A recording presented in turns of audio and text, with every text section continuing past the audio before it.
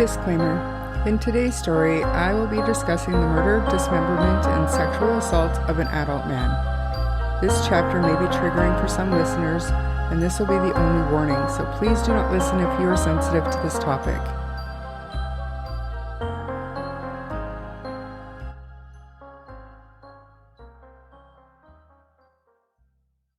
The case we are going to discuss today has just recently wrapped up in the court system.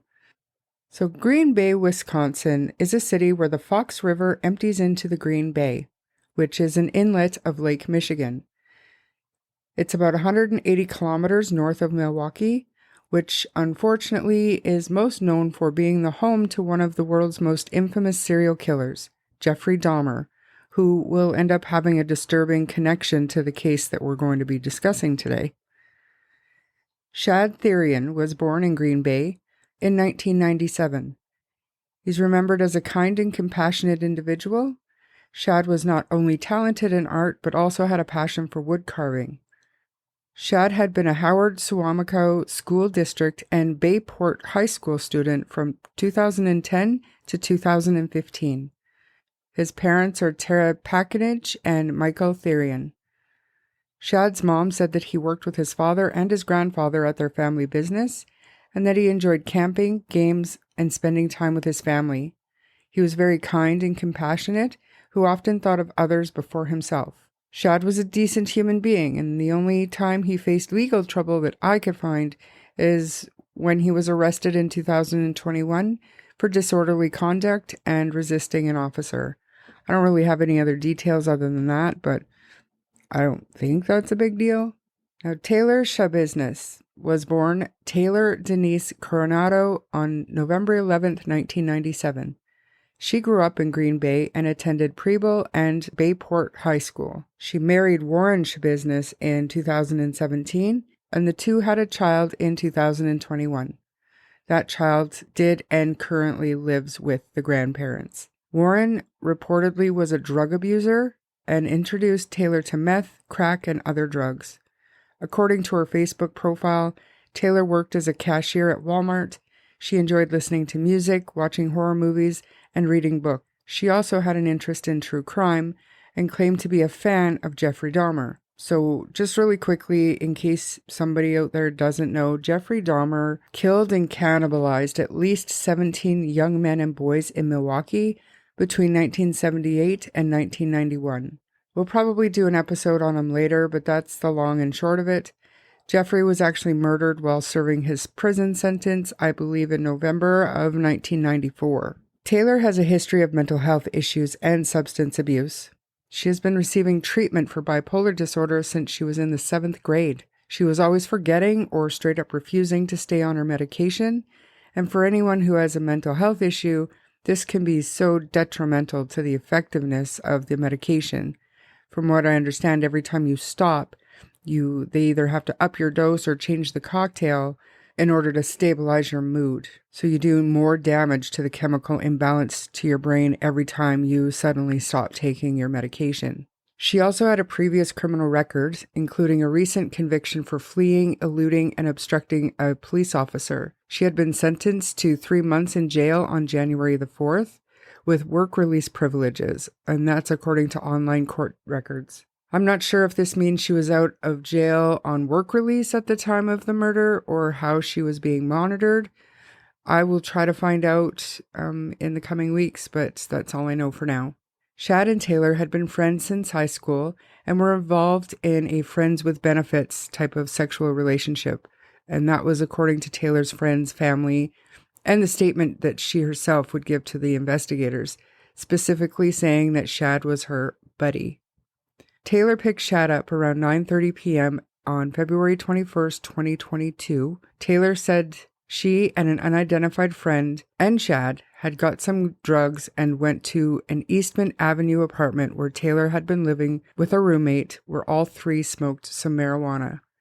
Taylor and Shad smoked some methamphetamine, and when her roommate left, Taylor injected Shad and herself with trazodone, which is an antidepressant. Now, at some point, Taylor and Shad returned to Shad's mother's home using her roommate's minivan, and they went into the basement.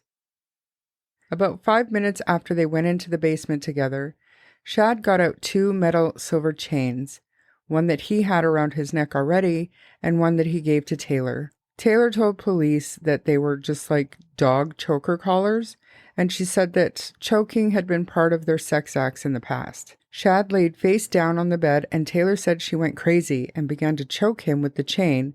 Taylor ended up saying that she knew Shad was dead when his face was purple, his tongue protruded from his mouth, and there was blood coming out of his mouth. She then went to the kitchen and brought 4 knives from a knife block back downstairs with her, where she began to dismember Shad's body, starting with his head. Taylor said she would take breaks to cuddle with Shad's body and perform sex acts on Shad's dead body using her mouth and a dildo. In fact, she said that she first removed his head using a bucket to catch all the blood, then took a break, and then after decapitating Shad, she laid down and cuddled with him before attempting to perform oral sex on him while she attempted to cut off his leg. She used buckets and Tupperware bins and a nearby shower to contain the blood as much as she could while the dismemberment was happening. She described using a bread knife to saw away at Shad and placing his organs and body parts inside of Walmart bags and then into backpacks, duffel bags, Tupperware containers, and a bucket. She said she planned to take all the body parts with her, but that she got lazy and didn't. Specifically, she wanted to take the bucket with Shad's head and genitals in it. At some point, Taylor cleaned up around the bed and the sheets, and she left. She went home, and this is where she would be later arrested. So apparently it was normal for Shad to come to his mother's house on occasion in order to do some laundry or grab a bite to eat.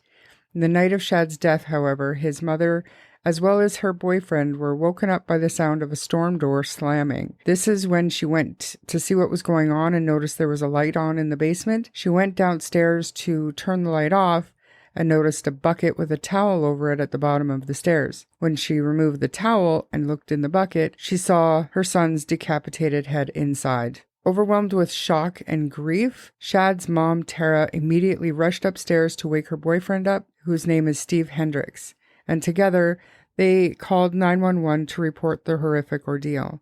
During the trial, we were able to view the censored body cam footage of the police officers who responded to the scene, but we were also able to hear the 911 call that Shad's mom's boyfriend had made to 911.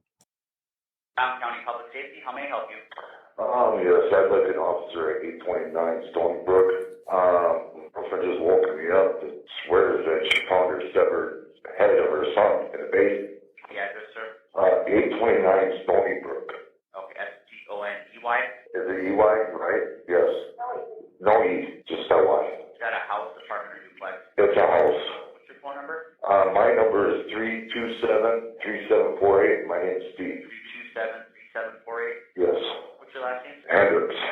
Okay, tell me what's happening there again? I have no clue what's happening. My girl swears that she's found her severed head of her son in the basement. Down there? In a bucket. I went down, I can't tell what the fuck. Pardon my language, I'm kind of a little freaked out. Did you just wake up and say that? Yeah. And whose head is it? She's claiming it's her son. How old is your son? 24, 25. Has he been missing, or? No, yeah, he was here yesterday with some chick, and then all of a sudden nobody's here. And she came up to use the restroom a couple times, and she keeps calling and calling, and now she's saying that she hears the phone down there too. Okay, is she with you right now? Yes, she's upstairs. She's a little freaked out, and I don't know what to do. Okay, alright, stay on the line. And you said you went down there, correct? Yeah, and I looked at the hole, but I can't see very well, and I can't tell what the hell it is. So there's something in the bucket. There's something in the goddamn bucket. If she won't look again, I don't know what the hell, man. Do you think she's hallucinating, or do you think that? I don't think so. I went down and there's something in the damn bucket. I don't know, man. She's a little freaked out and kind of freaking me out. What's your girlfriend's last name? Pakanek. How do you spell that? Oh, holy shit. You want to spell it? P-A-K-A-N-I-C-H. Tara. Her? Yes, you can. Hello? Hi, Tara. So can you tell me what's going on? Are you positive my son's head is in a bucket, a young bucket in my basement? What makes you think that? Because I looked in the bucket. What did you see? exactly what I told you. Okay, where's the rest of the body at? No idea. When's the last time you saw your son? I guess today is Wednesday, so I picked him up from his dad on Monday, and because he doesn't normally stay here, he was going to stay here for a few days, grabbed up the laundry. He was here a couple hours, then he left with Taylor, and they met some big Taylor. Who's that? Girl, Taylor Coronado. You know how to spell her last name? Coronado, no, not exactly, but it's the common spelling from around here. Alright, that is He great. went to middle school and high school with her. Okay. I don't know if he doesn't live with me.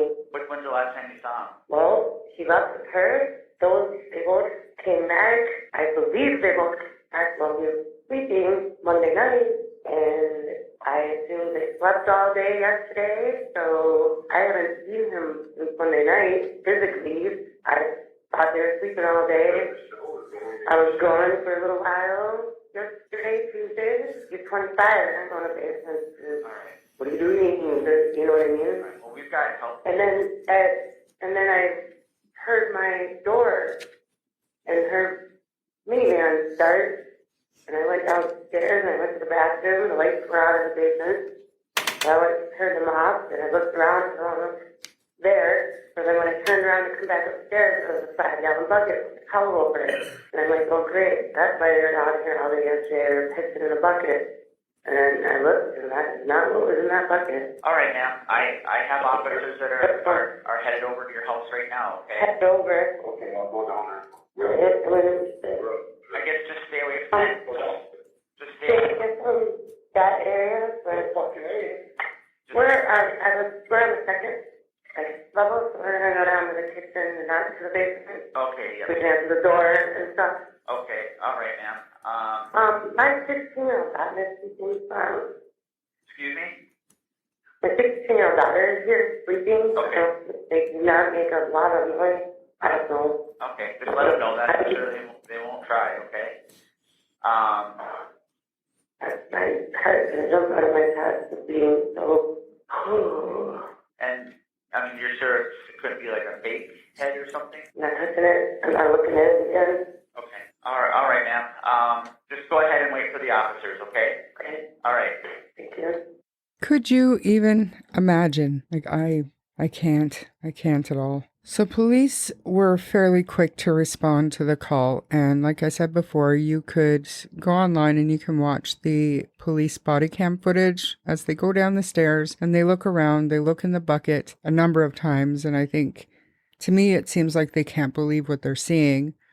One of the officers goes and looks around the bedroom area, does see quite a bit of blood, and calls for more officers to come to the scene, and they start their investigation. His parents were able to say that Taylor was at the house with him. She was the last person they saw him with, so they ended up going over to her house and arresting her. They initially went over there to question her, obviously, because she was the last person to be seen with Shad.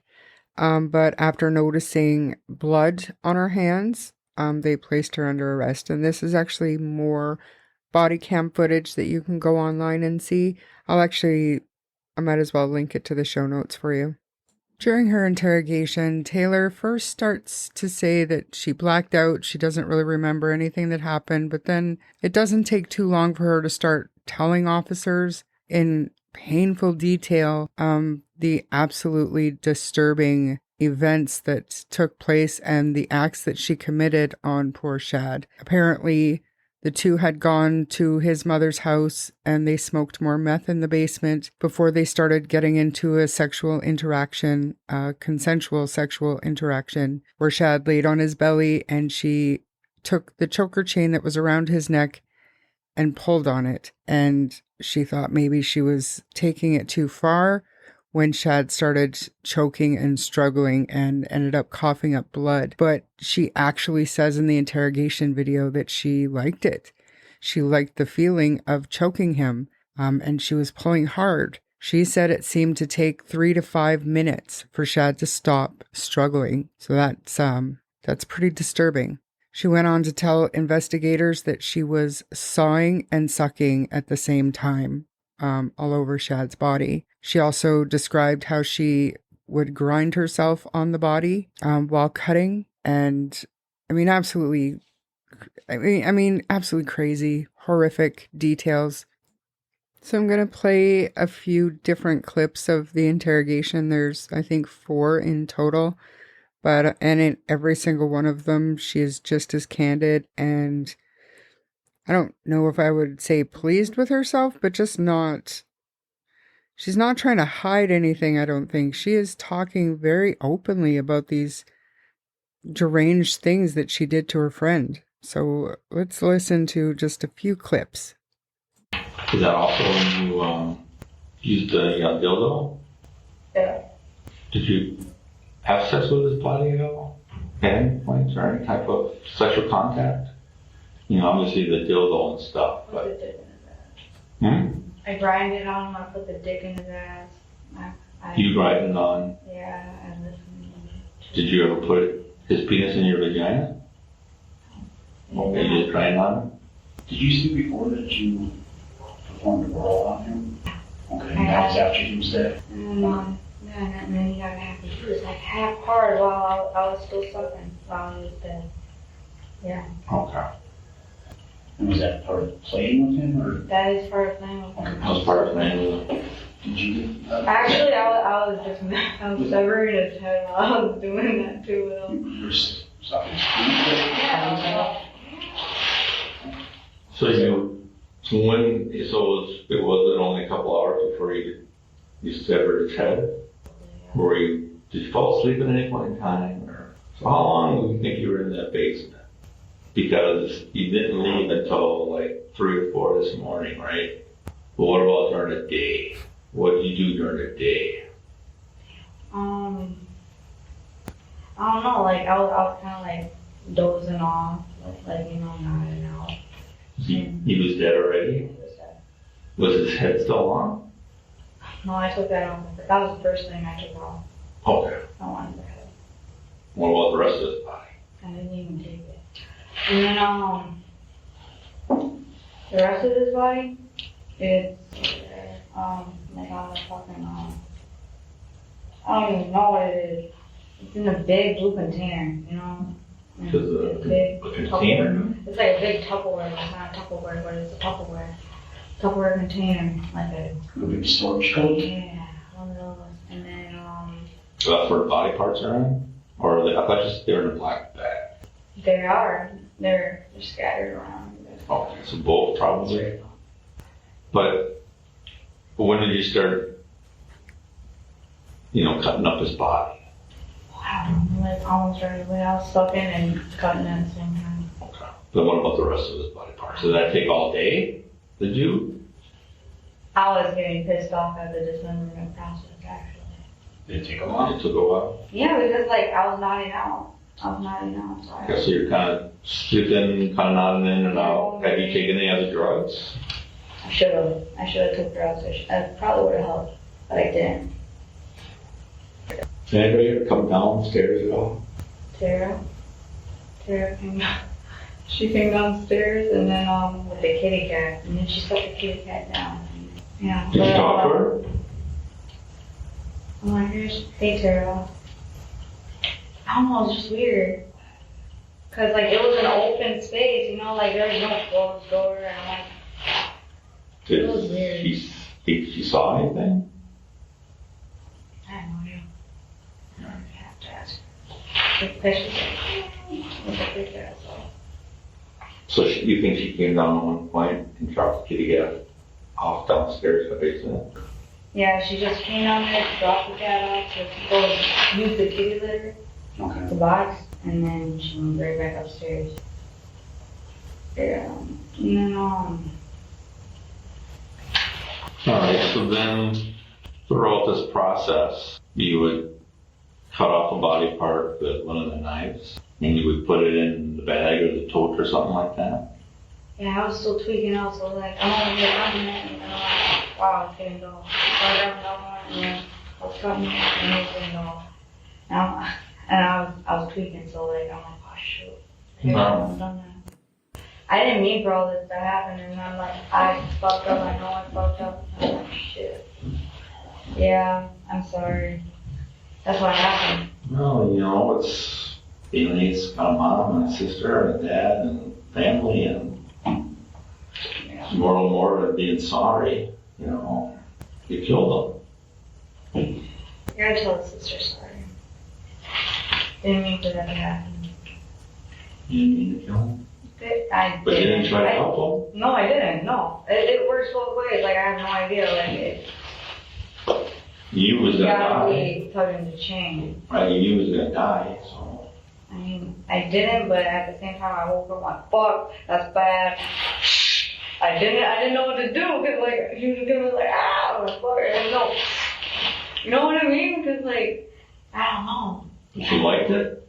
I liked it. I'm like, fuck, it was, I didn't know what to do, but oh, I liked it though. I didn't have a practical. Sucks not having that. Was it sexually exciting to you when you were choking Chad? Oh, yeah. Very. Was it exciting when you were sucking on his penis after he was dead? It was very exciting. Everything was, we should check on my panties. Boom. That's enough of that, I think. Check out my panties. What a twisted bitch. My God, just so disturbing. So the connection that I mentioned a little bit earlier about Taylor to Jeffrey Dahmer actually only came out in trial when we found out that Taylor did online searches for, quote, Jeffrey Dahmer walking into court all sexy and, quote, Jeffrey Dahmer's butt. She did some twisted selfie. It was bizarre selfie next to a cell phone image of Jeffrey Dahmer. Just, I don't know. You can make the connection there. She's just twisted, and for some reason she wanted to keep that bucket and genitals and take it with her, but she got lazy and forgot it. I mean, there's not a lot more to say. So I think we'll go through some of the court proceedings, starting from her first appearance. So on March 17th, 2022, so just maybe 2 or 3 weeks later, Judge Walsh orders Taylor to undergo a mental health exam within 15 days of her arrival at a mental health facility.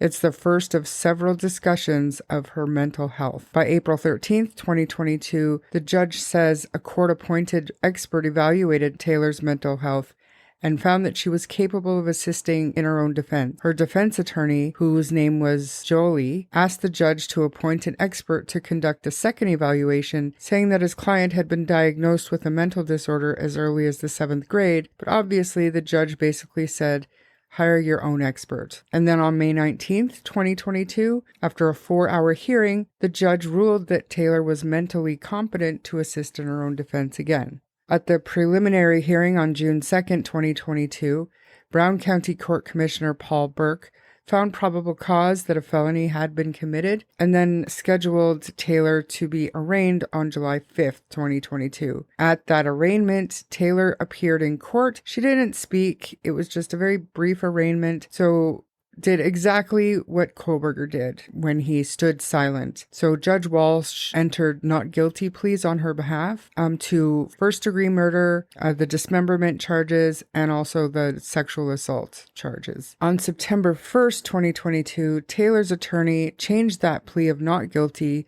to not guilty by reason of insanity. On February 14th, 2023, Quinn Jolly was in court with his client, Taylor, when Judge Walsh made the reluctant decision to push back Taylor's trial date to May 15th from it was supposed to be on March the 6th. Her lawyer had requested more time so that a defense expert could review the case and testify as to his client's competency, but apparently Taylor was unhappy with this decision and blamed her attorney for the later trial date. The camera in the courtroom was recording when Taylor struck Jolie in the head with her elbow before being forced to the ground by a Brown County sheriff's officer. The courtroom was then cleared out and efforts were made to try to calm Taylor down, and court resumed 10 minutes later with her lawyer informing the judge that he planned to file a motion asking to be removed from the case. No kidding. She just literally went up and attacked this guy. So by March 3rd, 2023, Christopher Frolick becomes Taylor's new lawyer. In a first court appearance since his appointment, Frolick asked Judge Walsh to remove himself from the case since he'd seen the attack. Judge Walsh declines this, saying that he could still provide Taylor with a fair hearing. By March 24th, Walsh ruled that Taylor is competent to stand trial despite objections from Frolick. The defense lawyer says Milwaukee psychologist Matthew Sapel had been relying on November's evaluation of Taylor and that he had not taken into consideration Taylor's attack on her former attorney. Frolick then argues in support of a motion he filed days earlier asking Judge Walsh to allow a new or supplemental competency evaluation of Taylor, saying that the doctor, his initial evaluation of Taylor was months old. Of course, Judge denies this request and then sets the trial date to begin July 24th. Taylor's lawyer filed for a change of venue on March 31st. He says that there would be few potential jurors in that county that hadn't read about the absolutely gruesome and disturbing circumstances around the killing. But on April 19th, Judge Walsh denies this request to move the trial outside of Brown County. He says lawyers could find at least 12 Brown County residents who hadn't formed an opinion on Taylor, whether she was guilty or innocent, due to the fact that she pled not guilty by reason of insanity.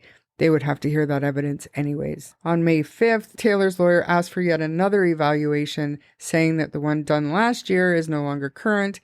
He also wanted to review records from a week-long stay she had at the Brown County Community Treatment Center back in 2021. On May 9th, Judge Walsh sets an evidentiary hearing for June 13th to determine whether statements made in custody will be able to be brought up as evidence during the trial. The defense didn't want them showing the pictures or the footage of Shad's head in the bucket or his body parts. They thought that it would be too inflammatory for the jurors to see, which that's what she did. So they have to see the evidence of what she did, and that's what she did. So the judge ruled that the photos that the police took of the homicide scene were going to remain under seal until June 13th, where the lawyers were going to present arguments if the crime scene photos can be used in court, or if there were any specific pictures that were too explicit and disturbing. And on June 13th, judge rules on a number of motions. The judge allows most of the photos that police had, but not all of those that they took at the crime scene. The judge also denied requests to suppress statements that Taylor gave to police.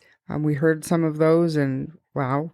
He also denied the request to suppress evidence seized from Taylor's apartment where Taylor was living, and from the minivan that she was driving that night, where they found a large crock pot box with Shad's legs inside. The judge also denies another request for yet another psychological evaluation. July 5th, Judge Walsh grants permission for Taylor to have a new competency exam, but says he's not going to delay the trial past its scheduled July 24th date. And on July 13th, Diane Leighton, who is a forensic psychologist, testified that Taylor is not fit to stand trial. Sometime during the evaluation earlier that summer, Leighton said Taylor would appear coherent and lucid, and other times would just stand up and start screaming. Judge Walsh ruled that Taylor was fit to assist in her own defense. 16 jurors, made up of 9 women and 7 men, were selected that day for the trial that was just going to begin 3 days later on July 24th, 2023. So just like, this was the quickest trial that I've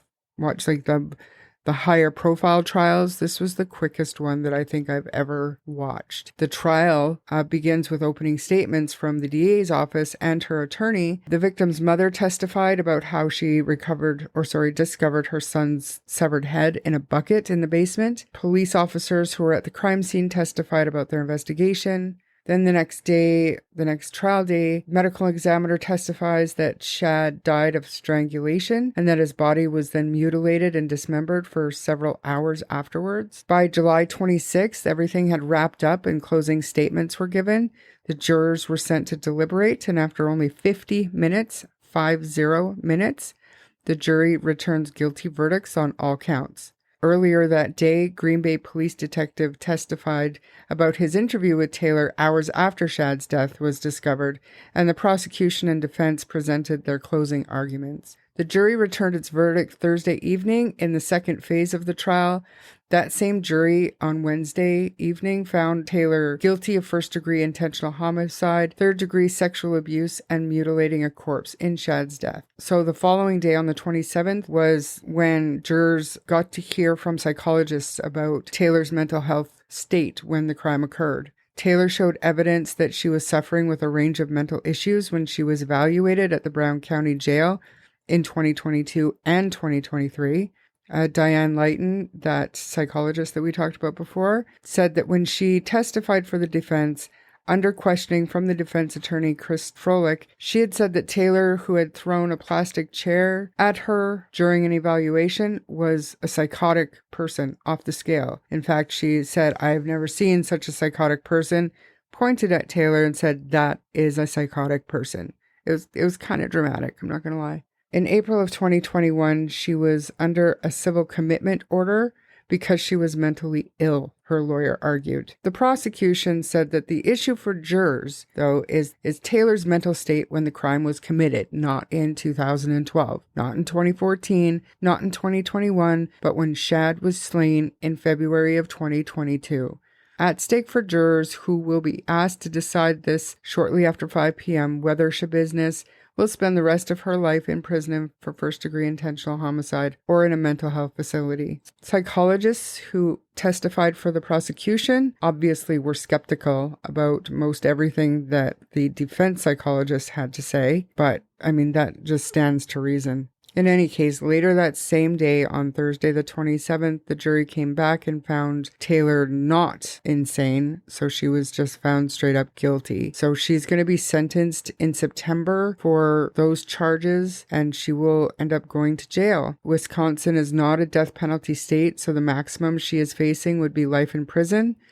Unlike Canada, a life sentence in the U.S. means life. So unless the judge includes the possibility of parole, Taylor could spend the rest of her life behind bars, which, given the circumstances of this horrible crime and her total lack of remorse, I suspect that that's exactly what she's going to get, which is great. Rest in peace, Shad. It's actually hard to believe that this case is real, like that this woman actually did what she did, the way that she did it, and the way she was acting in court. So she would like give gun fingers to the judge. She, gave her dad some kind of like rock on symbol or whatever when her dad testified. She was smiling, smirking, and laughing at completely inappropriate times throughout the trial.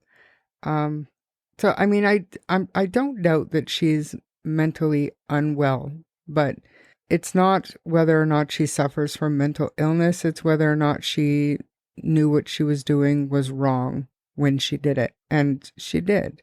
The trial, like I said, it was short and it was bizarre just because of the way that she reacted to everything and her smiles and smirks, and just very, very off-putting and scary. Another thing too is, before all of this, a while ago, Taylor Schabusiness put out a GoFundMe. She just wanted people to give her money to help support herself, I suspect for drugs or whatever, but I don't know how that went for her, if it's still open, but she actually put a video out saying that she's a dedicated, hardworking individual who just needs help financially, and asking people to donate. Is that a thing? Can you just ask for money? I don't know. Anyways, that is the twisted, horrendous story of Taylor Schabusiness and the tragic murder of Shad Therian. If you enjoyed this episode, please subscribe to the podcast and share it with your friends. If you don't mind giving us a 5-star rating, it'll help our show grow. Please check out our TikTok, where you can find interesting photos and content on most released episodes. You can also find us on Facebook and YouTube at True Crime Story Podcast, where the discussion can continue. If you wish to contact us, or if you have case suggestions, you can email me at truecrimestorypod@gmail.com or send me a message on Facebook Messenger. So until the next time, bye.